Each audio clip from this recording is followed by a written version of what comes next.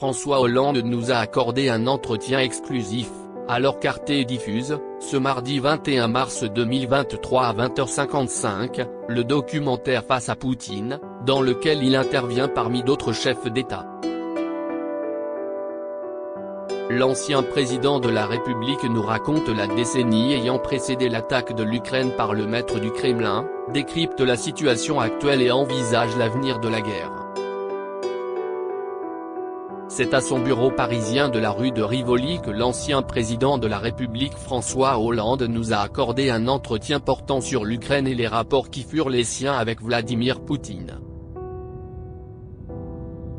Celui qui fut chef de l'État entre 2012 et 2017 s'est retrouvé à plusieurs reprises dans la position du négociateur de l'Union européenne, aux côtés de l'ex-chancelière allemande Angela Merkel. L'un comme l'autre a alors cherché une solution visant à préserver l'intégrité du territoire ukrainien, tout en évitant l'escalade avec le président russe. À l'occasion de la diffusion du documentaire Face à Poutine, ce mardi 21 mars 2023 à 20h55 sur Arte, François Hollande nous en dit plus. Lorsqu'en février 2022, Vladimir Poutine a donné l'ordre à ses troupes d'envahir l'Ukraine, avez-vous été surpris ? François Hollande: j'ai été non pas surpris, mais bouleversé par la décision criminelle de Vladimir Poutine de faire la guerre. J'imaginais plutôt qu'il allait utiliser, comme lors du premier conflit en Ukraine, les séparatistes à l'Est, renforcés par des éléments russes, pour porter une offensive qui élargirait leur occupation. Or, en février 2022, il décide purement et simplement d'envahir son voisin. La vraie surprise ce fut l'échec de son opération et la formidable résistance des Ukrainiens dès le début du conflit. L'armée russe, supposée être préparée pour une action de cette ampleur, s'est révélée sous-équipée, sous-entraînée et, au final, largement surestimée. Qu'est-ce qui, selon vous, pousse le président russe à passer à l'offensive de manière aussi nette ? Entre février 2015, date des accords de Minsk, et février 2022, date de l'invasion, Poutine acquiert la conviction que les États-Unis se retirent peu à peu de la scène mondiale et qu'ils ne réagiront pas à une éventuelle initiative de sa part. Parallèlement, il masse des troupes, notamment en Biélorussie, après qu'il ait apporté son soutien au président Loukachenko, menacé par une révolution. Il a donc considéré qu'il était en bonne position pour concevoir le projet d'aller jusqu'à Kiev. Faire peur et mentir, la méthode de Poutine dans vos mémoires, les leçons du pouvoir, NDR, vous dites de Poutine, c'est un homme tout en muscles et en mystère, aussi chaleureux et attentif qu'il peut être glacial et brutal. Est-il le chef d'État le plus déstabilisant avec lequel vous avez eu à traiter ? Oui, incontestablement. Pour deux raisons. La première est la méthode qu'il emploie pour impressionner son interlocuteur. Pour lui faire peur. C'est un procédé qu'il a appris au KGB et dont Madame Merkel m'avait parlé. Il passait assez fréquemment d'une voix douce à une colère pouvant aller jusqu'à la menace verbale. La deuxième est son usage du mensonge. Pas le petit mensonge qui édulcore la réalité, non. Le mensonge sidérant. Celui qui vous trouble au point que vous vous demandez comment il peut nier devant moi, comme à Minsk en 2015, qu'il n'a aucun rapport personnel avec les séparatistes ukrainiens, ou quand il ose affirmer qu'il n'utilise pas le groupe Wagner et ne connaît pas son dirigeant. Ou bien lorsqu'il traite les Ukrainiens de nazis.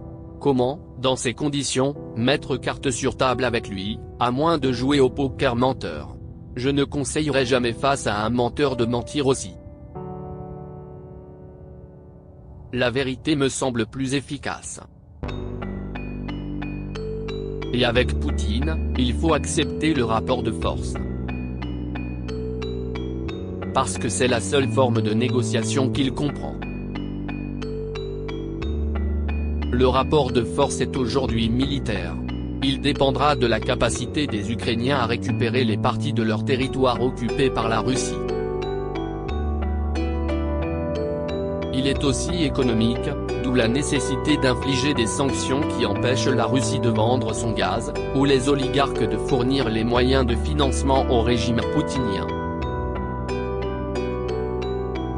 Il est enfin politique, car Vladimir Poutine craint d'être progressivement isolé et de devenir un paria. Les efforts qu'il entreprend pour préserver à tout prix son alliance avec la Chine le prouvent. Tout comme sa volonté de garder le contact avec les pays émergents, de l'Inde au Brésil, en passant par l'Afrique du Sud. Poutine, au fond, n'a rien d'un soviétique. Ce n'est pas un idéologue, mais un ultranationaliste qui sait très bien utiliser l'anticolonialisme en Afrique, contre nous, ainsi que l'anti-impérialisme, contre les États-Unis, avec les anciens pays non alignés. Lorsque vous entrez à l'Élysée, en 2012, dans quel état d'esprit se trouve Poutine ? Il y a deux Poutines, effectivement. De 2000 à 2008, le jeune successeur de Boris Eltsine tient à donner de la Russie une image de modernité. Il veut être un dirigeant de confiance pour l'Occident. Le Poutine de 2012 est dans une logique de revanche et, pour mieux justifier sa démarche belliqueuse, il se place dans la posture de la victime. L'agresseur doit faire croire qu'il exerce une légitime défense. Que les États-Unis l'encerclent. Que l'Europe ne lui donne pas la place qu'il mérite et qu'elle veut, en outre, associer à l'UE des pays ayant fait partie de l'URSS. En fait, Poutine veut renvoyer à son peuple l'image d'un chef qui se bat au cœur d'une citadelle assiégée. Son pari, qui fut un temps gagnant, a été de croire que les Européens se laisseraient endormir par la poursuite de leurs intérêts énergétiques, commerciaux et économiques. Il a misé, aussi, sur le fait que Barack Obama, contrairement à son prédécesseur George W. Bush, ne voulait plus être le gendarme du monde. Il a également beaucoup espéré de Donald Trump. De fait, si Trump était resté président au moment de l'invasion de l'Ukraine, sans doute celle-ci serait-elle aujourd'hui totalement occupée. Si est sur le terrain militaire que le conflit va se dénouer avec la répression contre les manifestations de la place Maïdan, à Kiev, téléguidée par Moscou début 2014, puis après l'invasion par la Russie de la Crimée, en février de la même année, quelques sanctions sont prises par l'UE. Quand, dans le même temps, Barack Obama traite la Russie de puissance moyenne, n'est-ce pas une faute politique qui nourrit inutilement la rancœur de Poutine ? Ces propos n'étaient pas utiles et ont servi à la victimisation de Poutine. La Russie n'a jamais été une puissance régionale. Elle a, par ailleurs, l'arme atomique ainsi qu'un droit de veto au Conseil de sécurité de l'ONU. Que répondez-vous à ceux qui prétendent que l'Occident n'a cessé d'humilier Poutine ? Que c'est faux. La Russie a été intégrée au G8. Elle a bénéficié de fonds importants des Occidentaux au moment de l'éclatement de l'URSS. Elle a été associée à toutes les grandes négociations internationales, y compris au sujet de la Syrie, ou de l'Iran sur le nucléaire. En réalité, nous n'avons cessé de parler, moi le premier, à Vladimir Poutine, quand lui ne cessait d'agir. Vous êtes, par deux fois, en première ligne, lorsque vous recevez Poutine au moment des commémorations du débarquement en Normandie, les 5 et 6 juin 2014, et que vous organisez un échange entre lui et le nouveau président ukrainien Porochenko.